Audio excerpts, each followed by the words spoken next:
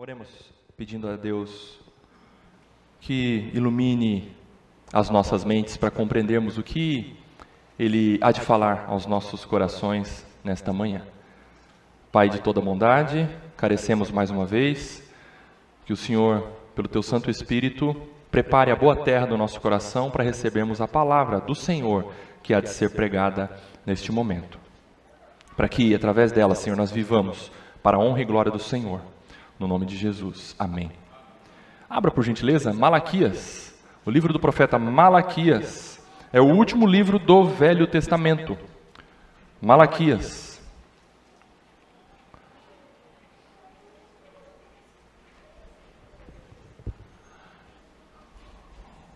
Malaquias. Vamos iniciar, com a permissão do Senhor, nesta manhã, uma série de exposições baseadas no livro do profeta Malaquias. Vamos estudar verso a verso e acredito que o Senhor há de falar à igreja por meio da palavra dele. Uma palavra contundente, uma palavra pesada, mas necessária. O Senhor, ele fala à igreja através de N maneiras, mas nós estamos submissos à direção dele quando a palavra do Senhor é aberta e pregada, não é? Vamos então, nesse sermão introdutório, eu dividi nessas partes aí. Você vai ver os slides projetados, então acompanhe aí comigo. No sermão de introdução nós iremos ver considerações iniciais, depois o autor e data, na sequência o contexto histórico em que o profeta Malaquias escreveu o que escreveu, a temática do livro, a divisão do livro. E eu pretendo seguir essa divisão que eu fiz por sermão, tá bom? Essa divisão. Depois nós vamos ver Cristo em Malaquias e, no final, a exposição e a aplicação do versículo 1, ok? Iremos pelo começo, considerações iniciais. Veja que nas considerações iniciais eu coloquei uma imagem, pode passar, isto. Coloquei uma imagem dividindo os livros da Bíblia dessa forma.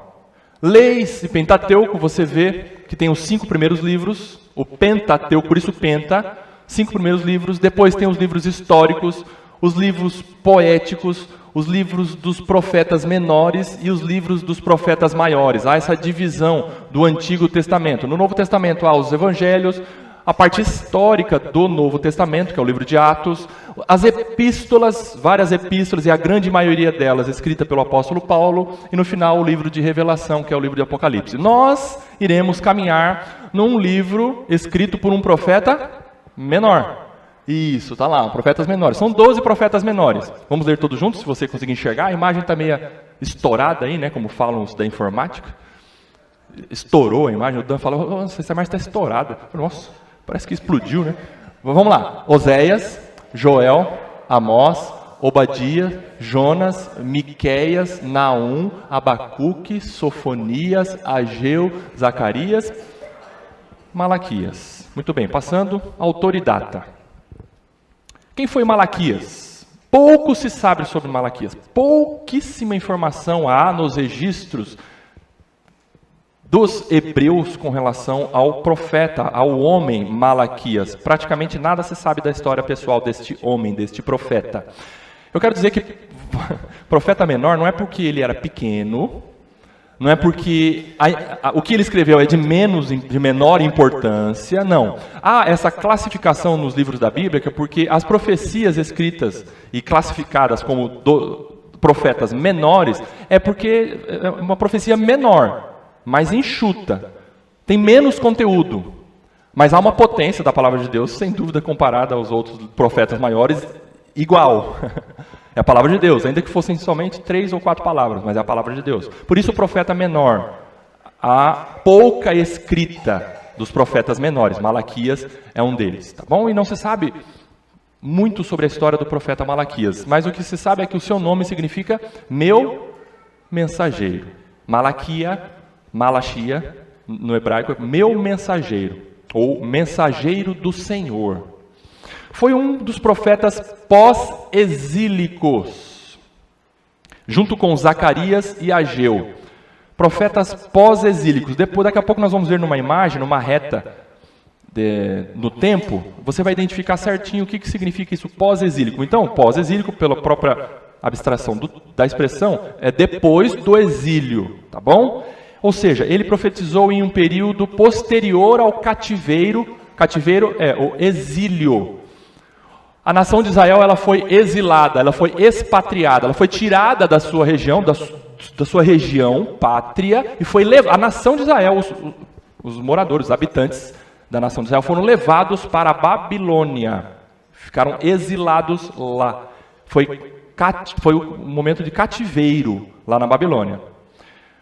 Ele profetizou em um período posterior ao cativeiro babilônico. E o povo de Israel ficou 70 anos cativo na Babilônia. Quando que ele escreveu? Entre 450 e 400 antes de Cristo.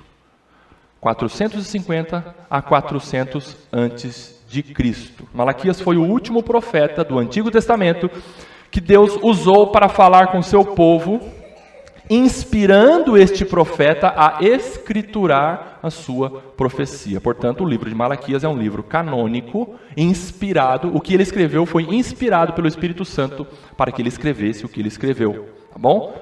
O livro do profeta Malaquias faz parte do cânon dos 66 livros da Bíblia, inspirados pelo Espírito Santo. Vamos então para o próximo slide, agora numa reta cronológica aí, tá? Caminhando lá do início, ano zero. Ano zero é o início de tudo. Por isso está lá a expressão em latim, ex nihilo. O que é ex nihilo? É do nada. Do nada Deus criou todas as coisas. Esse é um termo que nós, na teologia, usamos para designar que Deus do nada criou todas as coisas. Então, lá, do ano zero, do zero, quando nada havia, é zero. Caminha um pouquinho mais, houve o princípio, vem os patriarcas. Ali no início dos patriarcas, você já pode considerar Noé. Lembra de Noé?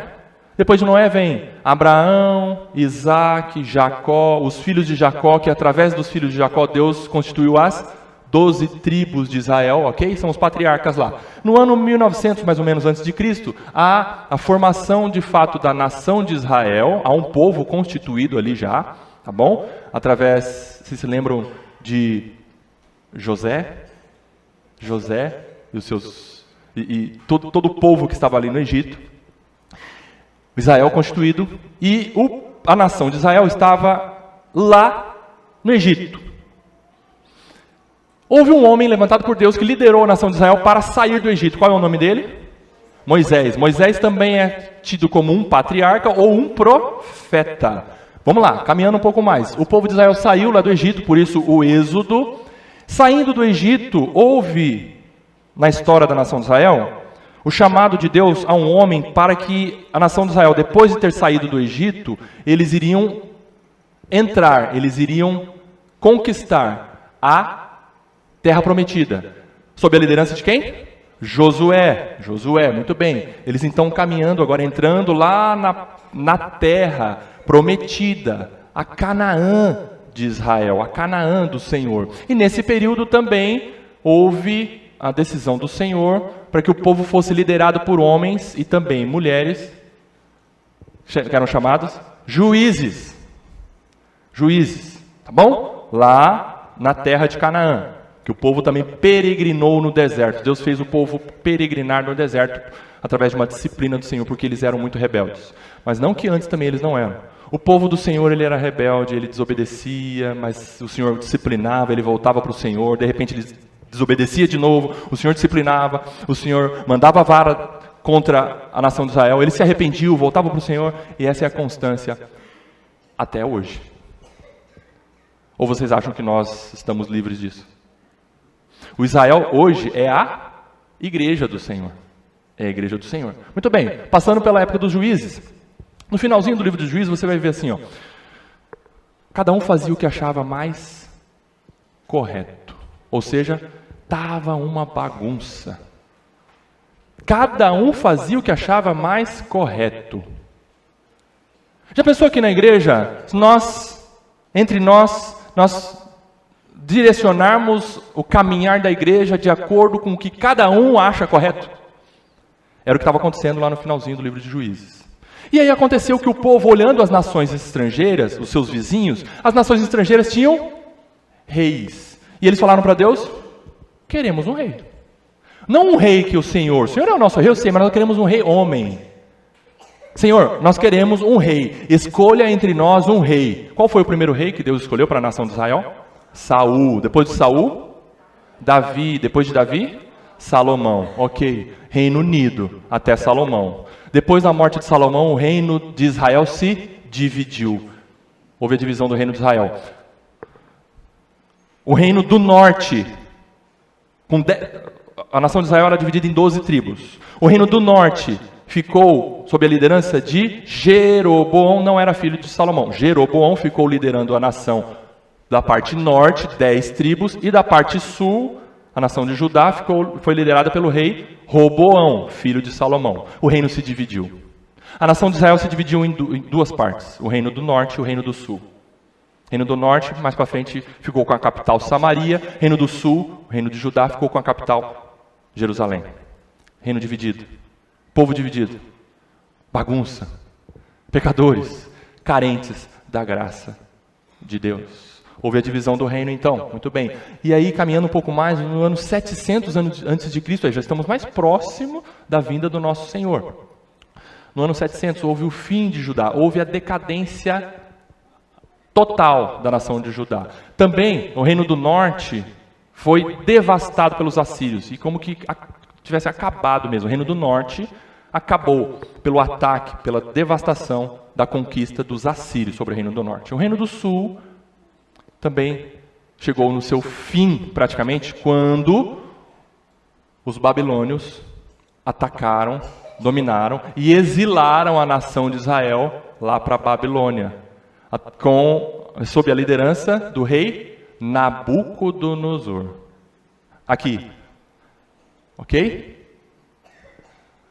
O povo ficou cativo, mas o Senhor, por misericórdia, e cumprindo a profecia que foi profetizada pela boca do profeta Jeremias, que o povo ia ficar 70 anos cativo, o Senhor falou: agora chega, eu vou permitir que o povo volte.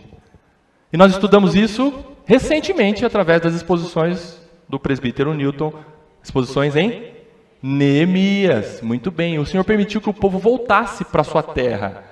E Neemias então liderou a reconstrução, a restauração da nação de Israel. Restauração do quê? Do templo, Neemias, Esdras, também com o governador Zorobabel e os profetas Ageu e Zacarias, tudo nessa época. Através da liderança de Neemias, houve a reconstrução do templo e a reconstrução dos muros da cidade de Jerusalém.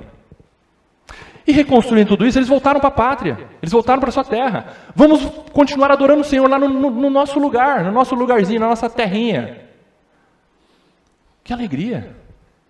Louvado seja Deus por isso. Eles então restauraram o culto, restauraram a adoração, restauraram os sacrifícios.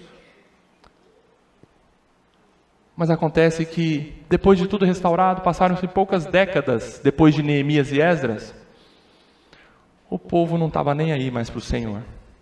Você acredita? É brincadeira, né? Não, é a realidade. É a nossa realidade. Então o Senhor, nesse momento, um pouquinho depois de Esdras e Neemias, um pouquinho depois de Zacarias e Ageu, o Senhor levanta Malaquias para falar para o povo. O povo estava no seu lugar, o povo estava adorando o Senhor, o povo estava a nação estava com os muros de Jerusalém reconstruídos, o templo reconstruído, não como o templo de Salomão, tudo bem, mas havia sim ali um local de culto, de adoração, de sacrifícios para o Senhor. Eles estavam fazendo tudo isso, eles estavam adorando o Senhor, a vida continua, louvado seja Deus por isso, mas eles estavam fazendo assim, ó. Que canseira, hein? Que tédio. Que droga. Tem que adorar o Senhor. Essa era a realidade da nação de Israel naquele momento em que o Senhor levanta Malaquias. Aqui. Quase 400 anos antes, 450 a 400 anos antes de Cristo. Depois, nesse intervalo de 400 anos, houve um zip-zip-zap, como diz as crianças, na boca do Senhor. O Senhor não falou mais nada profeticamente para a nação de Israel. Absolutamente nada. Um silêncio da parte de Deus. Ok? Até a vinda do Messias sendo anunciado um pouquinho antes pelo profeta João Batista, a boca do Senhor, um pouquinho antes da vinda do Messias, que chegou para a nação de Israel.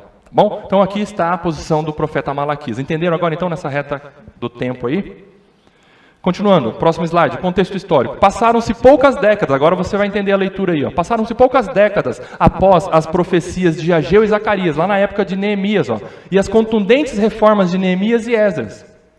O templo estava pronto e reconstruído. Os muros foram reerguidos. Porém, a nação voltara a antigas práticas, abandonando a Deus e sua lei e, consequentemente, corrompendo a adoração que deveria ser feita com sinceridade de coração. As lições do passado tinham sido esquecidas. Como essa mensagem é atual para nós, portanto? Será que você e eu estamos aqui vivendo uma rotina espiritual? Essa palavra é para a igreja. A profecia do profeta Malaquias, inspirada pelo Senhor, que nós vamos estudar, é para a igreja. O Senhor está falando para você e para mim. Será que você está acostumado com o sagrado? Eu tenho dito isso no discipulado, eu falei para as mulheres também. Será que nós estamos nos acostumando com o sagrado a ponto de virar rotina? Tem que vir no domingo de manhã, entro, oro, canto, leio, vou para casa. Isso não gera vida, não gera transformação, não gera fervor, não gera prazer em Deus. Era isso que estava acontecendo com a nação de Israel naquele momento. Havia culto, havia liturgia, havia sacrifício, mas não havia amor pelo Senhor, não havia verdadeira adoração. E Deus está falando, não aceito nada disso que vocês estão me oferecendo. Depois da profecia de Malaquias, houve 400 anos de muita turbulência política e religiosa na nação de Israel. 400 anos depois de Malaquias, houve, por exemplo, na história de Israel, a rebelião dos Macabeus, liderada por um homem chamado Macabeus. Turbulência política. A nação de Israel, nesse momento, estava em conflito com nações estrangeiras e culminou no domínio dos romanos sobre a nação de Israel. Que aí depois, com o domínio dos romanos, veio o nosso Senhor Jesus Cristo. Percebam que na escrita dos evangelistas, você percebe que há o domínio da nação dos romanos sobre Israel. Os romanos estavam dominando a nação de Israel. Então, nesses 400 anos, houve turbulência política e religiosa na nação de Israel. Porém, Deus fica em absoluto silêncio profético, período em que as palavras de condenação de Malaquias ecoaram nos ouvidos do povo. A última voz profética da parte de Deus para o povo foi Malaquias. E a palavra de Malaquias para o povo foi pesada, nós vamos ver no primeiro versículo. Sendo pesada, o povo, geração após geração, por 400 anos, ficou com aquela palavra pesada na cabeça, no coração, nos ouvidos. O Senhor tem uma palavra contra Israel. 400 anos rodando isso, geração após geração, até a vinda do Messias. Até que Deus rompe o seu silêncio e chama João Batista, que surge no cenário da nação de Israel, preparando o caminho para a vinda do Messias, Jesus Cristo. Entenderam agora? Perceberam o contexto histórico? Próximo slide, temática.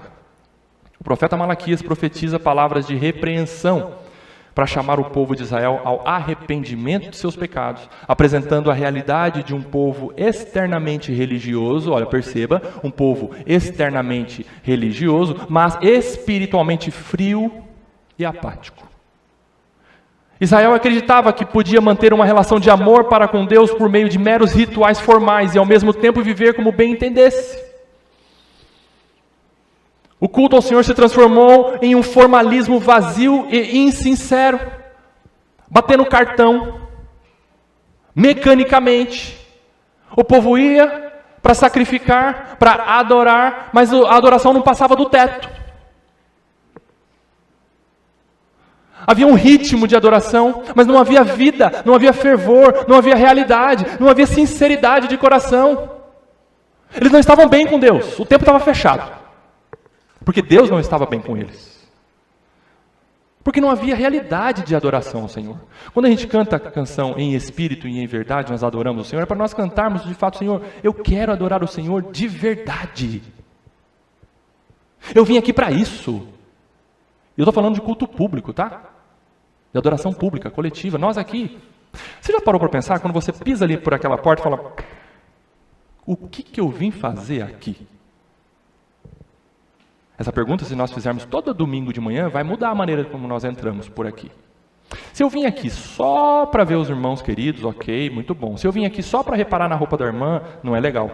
Se eu vim aqui só para ouvir conversa boa, não faz sentido. Eu venho aqui para adorar ao Senhor. Eu venho aqui para ouvir o Senhor falar comigo. E através da pregação, Ele muda o meu coração. Se você não crê que Ele muda, não venha. Se você não crê que a palavra de Deus é poderosa para te transformar, não faz sentido nós estarmos aqui. Eu estou aqui para adorar ao Senhor. E porque Ele, através da pregação da palavra, transforma o meu coração. Que seja uma realidade na minha vida e na sua vida. É isso que o Senhor há de nos exortar através das ministrações aqui em Malaquias. O culto ao Senhor se transformou em um formalismo vazio e insincero, começando pela liderança dos sacerdotes. Veja, a liderança, como eu disse há poucos dias, a liderança ela pode ser tanto abençoadora como amaldiçoadora.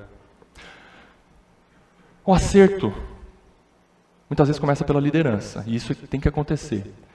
Mas infelizmente o erro também muitas vezes inicia-se pela liderança, pelos cabeças, por aqueles que lideram.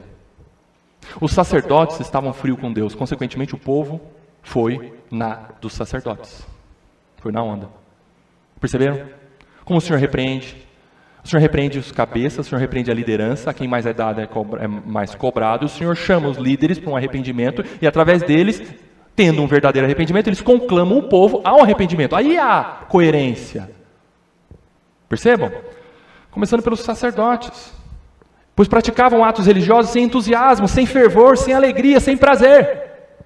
Mesmo após as marcantes reformas lideradas por Esdras e Neemias, com a consequente reconstrução de Jerusalém e do templo, o povo voltou às práticas pecaminosas anteriores ao exílio. E ainda, tornaram-se religiosamente cínicos e dissimulados. Havia cinismo. Nós vamos ver nas palavras do profeta Malaquias como você vai perceber o cinismo do povo. Eles eram dissimulados, atrevidos diante de Deus. De tal forma que eles iam para a adoração no templo, realizavam os rituais e sacrifícios, mas diziam: que canseira, para que fazermos tudo isso se Deus não cumpre suas promessas? A esperança do povo estava doente, eles estavam aguardando o Messias prometido. Eles estavam esperando o Messias prometido há tanto tempo, e esse Messias não chegava. Então o povo baixou o olhar, deixou de esperar no Senhor pela fé, começou a olhar para as circunstâncias. Depois do exílio, teve tanta coisa para fazer, reconstrução, ok, reconstruímos. E agora o que nós vamos fazer? Vida que segue, cada um vive o seu jeito, cada um cuida mais da sua lavoura do que das coisas de Deus, e isso estava acontecendo. Eles abaixaram o olhar, não continuaram fortalecendo a fé no Deus das promessas, no Deus da aliança. Houve um esfriamento. Gente, quando a nossa fé começa a ser enfraquecida, há um esfriamento no nosso coração, nos nossos atos de adoração. É óbvio, isso é inevitável. Quando a nossa fé começa a ser enfraquecida, passa a ser enfraquecida, os nossos atos de adoração passam a ser frios, distantes do Senhor. Quando a sua fé está fortalecida, vitaminada, quando a sua fé está cada vez maior, aquecida no Senhor, isso gera, através do Espírito Santo, atos de adoração sinceros, fervorosos, prazerosos para Deus. Estas atitudes acabaram levando o povo, preste atenção, para longe de Deus, culminando no ápice do farisaísmo religioso como encontrado no tempo do Senhor Jesus. Gente, vocês se lembram do farisaísmo do tempo do Senhor Jesus? Como que o Senhor Jesus definiu os fariseus de sua época? Os fariseus eram os mestres da lei, aqueles que ensinavam a lei, a Torá, as escrituras no templo, eles ensinavam, mas Jesus falou para eles: raça de víboras. Ou também Jesus falou assim com relação à religiosidade deles: vocês são sepulcros pintados por fora. Começou aqui, na época de Malaquias. O cinismo, a frieza, a rotina espiritual, rotina religiosa, melhor dizendo. Começou aqui. Olha o embrião do farisaísmo lá da época de Jesus. Começou aqui, perceberam?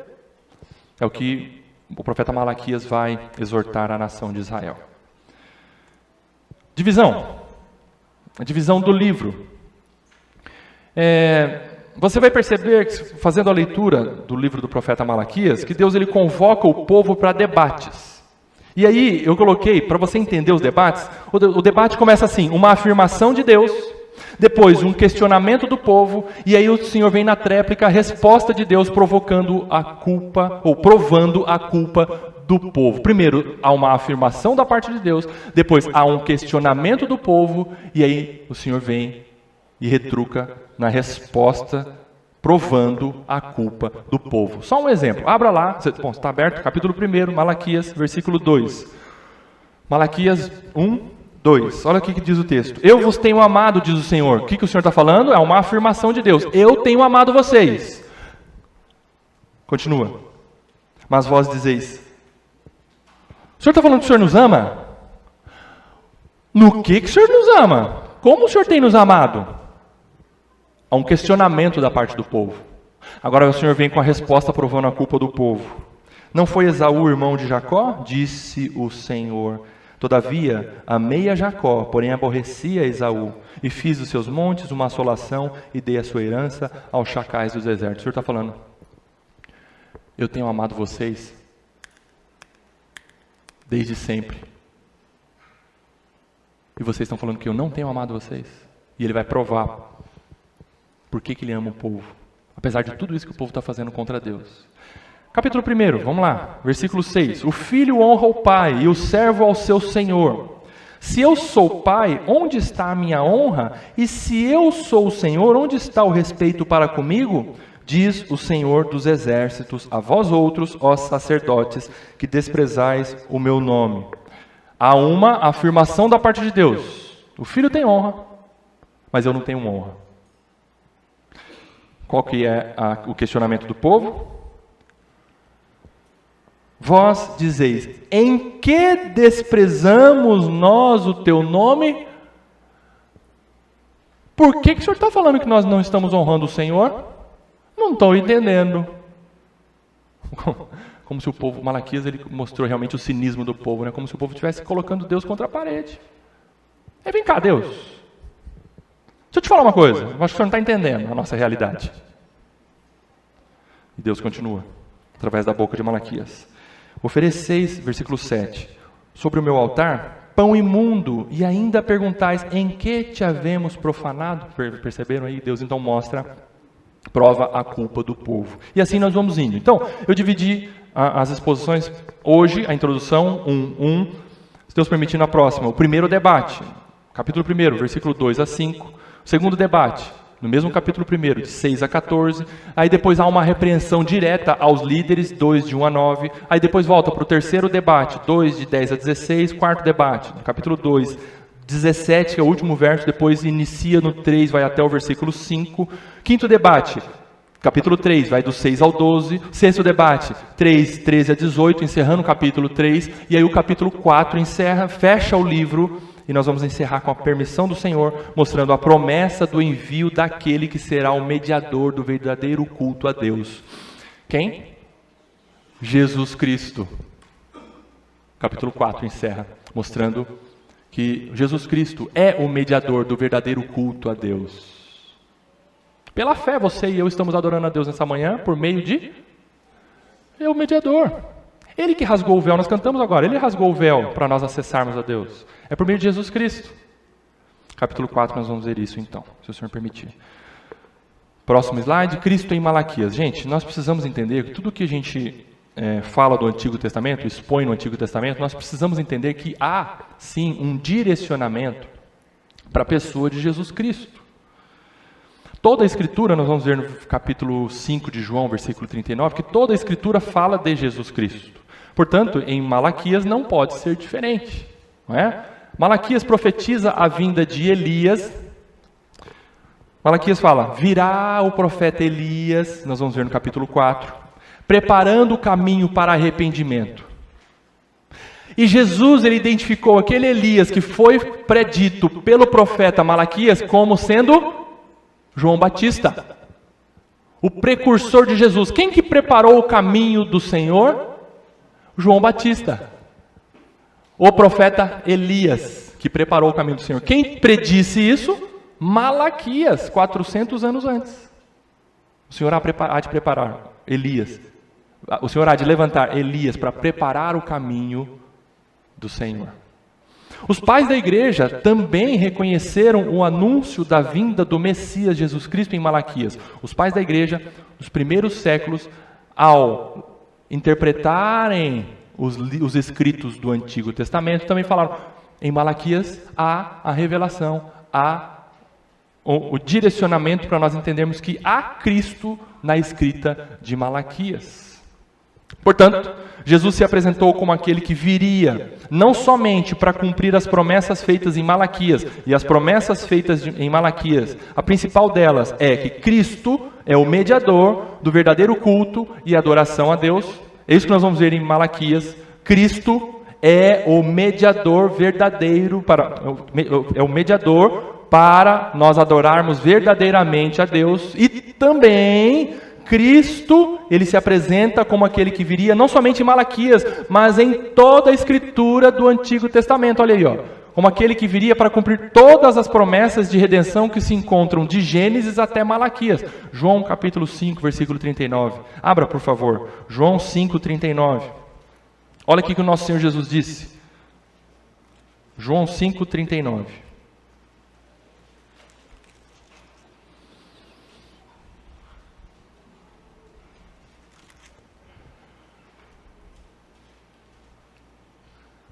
Examinai as Escrituras.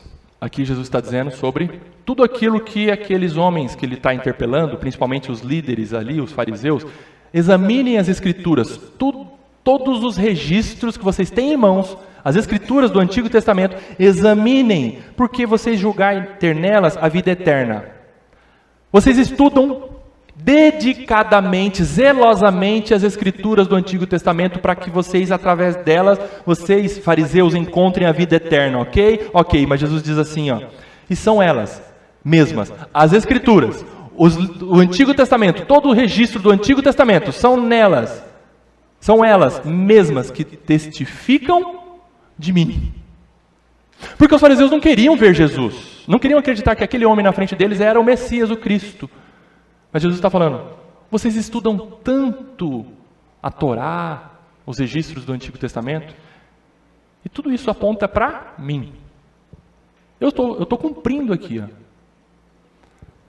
Então Jesus mostra que todo o registro do Antigo Testamento há indicação, direcionamento para Ele, como o Messias, o Cristo.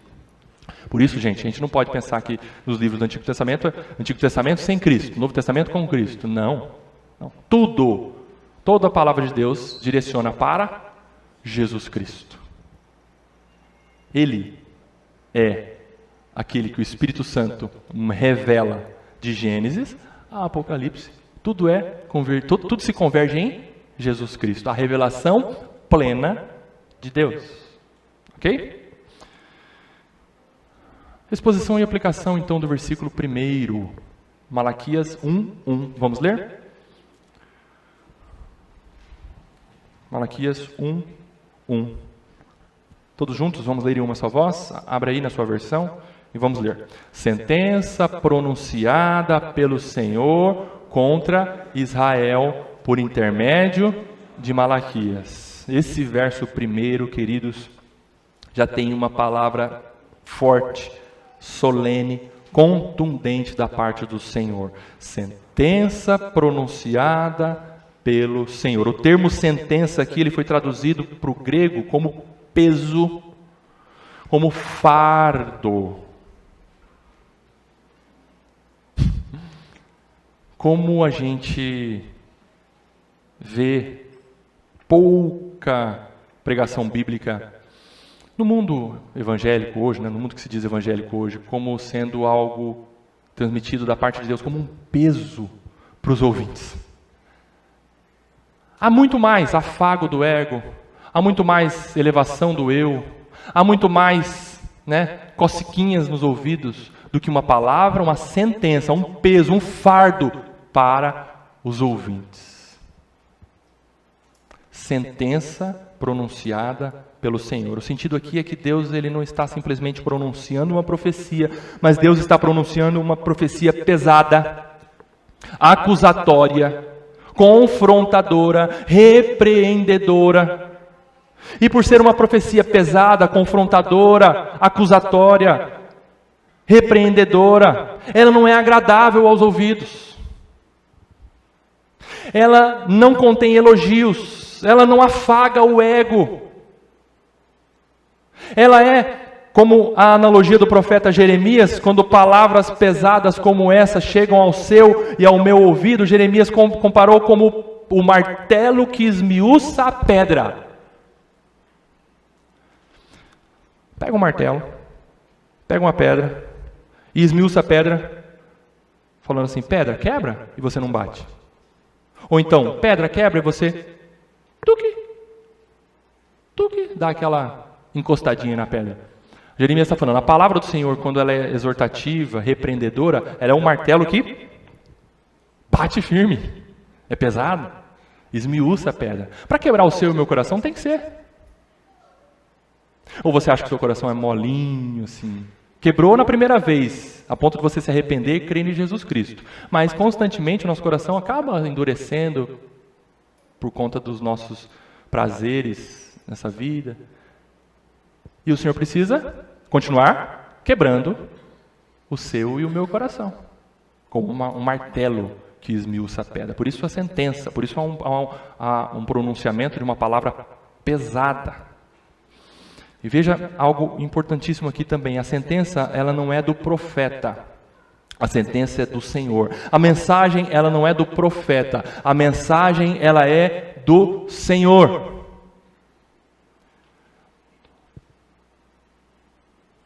Isso já tem uma aplicação valiosa para nós.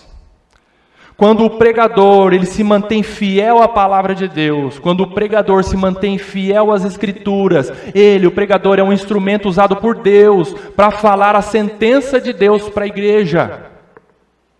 O pregador ele não cria a mensagem. Quando o pregador ele se mantém fiel à palavra de Deus, ainda que seja dura, é Deus falando ao povo. Não é o pregador que quer marretar a galera. Mas ele precisa, muitas vezes, o pregador é levantado por Deus para trazer uma palavra de sentença para a igreja, de peso, de fardo, mas é da parte de Deus. Nós precisamos entender isso, porque muitos aí acham que uma palavra pesada, o pastor não está bem comigo. Não. Quando o pastor ele permanece fiel à palavra de Deus, é a palavra de Deus, pela boca do pastor, do pregador, que fere, e fere ele também, porque ele está no meio, não é? Ele não sai fora e fala, toma aí a chibatada. Ele recebeu, enquanto ele está estudando, buscando de Deus direção, ele recebeu as primeiras chibatadas, não tenha dúvida disso. Então, o pregador ele não cria a mensagem, é da parte de Deus, ele é portador da mensagem que se origina, ela se extrai da palavra de Deus. Por exemplo, o pregador, ele não pode montar o sermão dele, ele escreveu todo o sermão dele, aí no final ele fala assim, agora só falta achar um texto bíblico.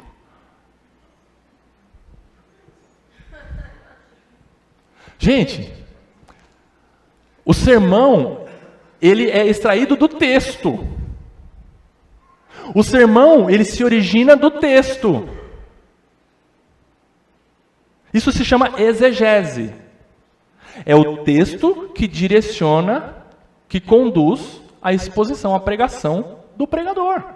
É palavra de Deus. Por isso nós precisamos entender e de fato buscar do Senhor submissão. Senhor, eu quero me submeter ao meu pastor que está pregando, porque ele está recebendo do Senhor para pregar. E ele está comigo. Me ajuda, Senhor, a entender essa palavra como vinda do Senhor, ainda que seja varada. Ok? Exegese. É o texto que conduz ao sermão. Não é um contrário, não é o sermão, né, que fez o sermão, agora só falta encontrar o texto. Não é assim. Por isso que quando a pregação ela está baseada nas Escrituras, o pregador ele está seguro. Não é nada inventado, não é nada recebido por revelação do nada. Vamos abrir aqui, vamos falar o que apareceu. Não. há uma fidelidade ao texto, e nisso o pregador está seguro. E ele não precisa ficar preocupado com a sua própria autoridade e reputação. Isso livra o pregador quando ele permanece fiel à palavra. Isso também deixa o pregador seguro em entender que ele agrada ou desagrada. Mas é Deus falando. É Deus falando.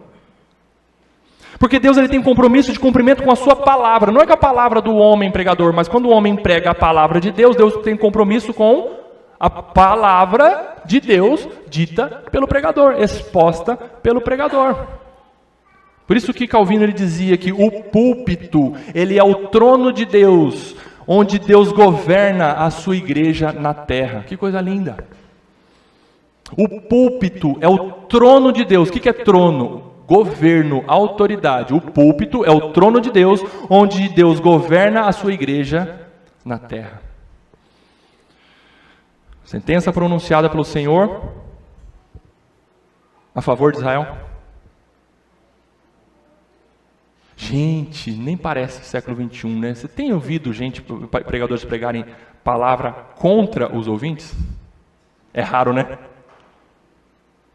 A sentença pronunciada pelo Senhor contra Israel é uma profecia acusatória, há uma profecia confrontadora, repreendedora, exortativa. É uma mensagem difícil de ser entregue. Ela não tem sabor de mel. É duro, é pesado. É uma mensagem difícil de ser entregue e é uma mensagem difícil de ser ouvida. Não é uma palavra confrontadora contra os ímpios. É uma mensagem confrontadora contra Israel. É uma mensagem confrontadora, então, para nós, igreja. Abra lá 1 Pedro, capítulo 4. 1 Pedro, capítulo 4, versículo 17. 1 Pedro 4, 17. Olha só o que Pedro escreveu, o apóstolo Pedro, versículo 17. Porque a ocasião, ou seja, o momento de começar o juízo pela casa de Deus é chegada. Por onde que começa o juízo da parte de Deus? Na casa de Deus, ou seja, o seu povo recebe uma palavra de juízo, de repreensão, um peso, uma sentença, um fardo. O juízo chega primeiro contra o próprio povo de Deus. Porque quando Deus fala contra os ímpios, ok, legal Deus, que bênção que a palavra de Deus é contra os ímpios. Que bom Deus que o Senhor está repreendendo os inimigos do Senhor lá fora. Que ótimo Deus que a sua palavra é tão dura, tão firme, tão pesada contra os que estão fora da igreja. Ok Deus, maravilha. Mas agora quando Deus vira a sua trombeta para dentro do arraial e Ele toca a sua trombeta, o povo fala, ah não Deus, agora não. Foi o que eles fizeram. Quando Deus passou a falar, repreender, uma palavra pesada, uma sentença, o povo falou, o Senhor não nos ama. Perceberam? Quem que vai aguentar? Como é que nós vamos amar o Senhor com chibata? Com disciplina? De que jeito? Mas aqui é uma palavra do Senhor contra o seu próprio povo, contra a igreja. Nós precisamos ouvi-la. Você já parou para pensar se no meio evangélico atual seria tão diferente se aqueles pregadores que carregam a multidão em estádios, eles iniciassem as suas pregações dizendo, eu trago uma palavra do Senhor contra vocês? Será que ia ficar alguém? Bem pouco, né? É isso que o profeta Malaquias escreveu e o Senhor há de nos ministrar durante essas exposições. E Deus ele chamou um homem. Deus ele chama um homem para exortar um seu igual. É pecador? Pregando para pecador. Homem sendo intermediário, homem sendo porta-voz dessa mensagem. Como que termina o versículo? Vamos lá. Sentença pronunciada pelo Senhor contra Israel por intermédio do anjo Gabriel? Não, por intermédio de Malaquias. Ah, eu não aceito a autoridade de homem sobre mim não, irmão. Ah, é? Então você está vivendo uma condição fora da Bíblia. Seu Deus levanta autoridades sobre nós, para nos exortar, para nos repreender. Homens levantados por Deus, incumbidos para isso. E é tão gostoso pregar coisas que vocês gostam de ouvir. Mas é tão doído falar coisas que eu achei doído de ouvir. E eu sei que vocês vão achar doídos de ouvir, mas é para a nossa salvação. Dói. É gostoso corrigir seu filho? Não é. Dói na gente. É assim o pastor também, quando ele está, da parte do Senhor, falando uma palavra de disciplina, de peso, de exortação, de repreensão. Dói. Dói, porque dói em mim também, dói naquele que fala. Por intermédio de Malaquias. Muitas vezes, igreja, Deus dá a incumbência do pregador pregar não o que ele quer pregar, nem o que o povo quer ouvir. E que seja assim, né, gente? Que seja assim aqui no nosso meio, na ICCG. Que Deus mantenha pregadores que preguem não o que eles querem pregar, não o que o povo, não o que vocês queiram ouvir, mas o que Deus quer falar para a igreja. Isso é salvação nossa. O que Deus quer que nós ouçamos para a nossa salvação, para o nosso arrependimento. Uma palavra difícil de ser entregue, uma palavra de disciplina, uma palavra de confronto do pecado, uma mensagem de juízo, ela deixa amarga na boca de quem fala e deixa em ardência os ouvidos de quem ouve. Mas é necessário, da parte de Deus é necessário, quando o pregador se mantém fiel às Escrituras. E não é no grito. Não é fazendo cara feia. Eu não vou poder expor aqui em Malaquias essa repreensão tão pesada, falando assim, ó, vamos abrir lá em Malaquias. Não é com cara feia, não é no grito, não é dando bofetada no púlpito.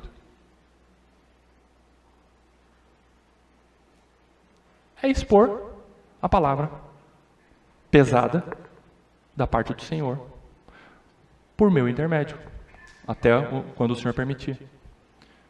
Amém?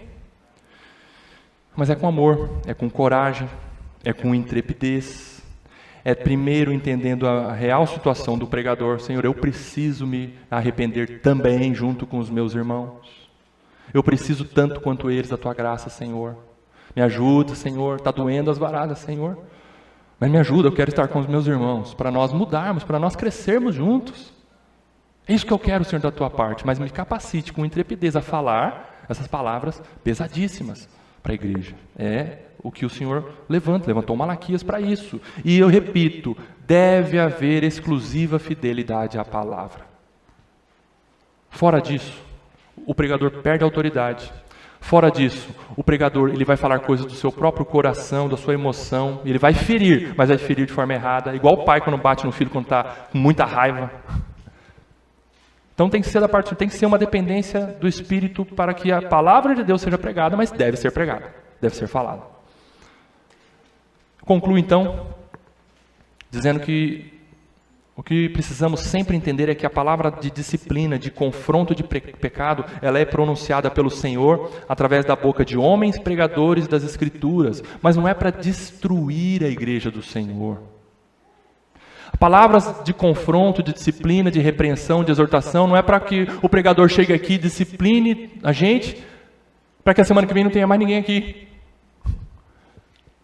É para que você e eu ouçamos palavras de disciplina, de repreensão e busquemos do Senhor arrependimento e todos nós estejamos em oração, de joelhos em casa, Senhor, mude o nosso coração, por conta daquela palavra dura do pastor. Eu preciso disso, a igreja precisa disso, e domingo que vem nós estamos aqui todos quebrados, buscando o Senhor em arrependimento.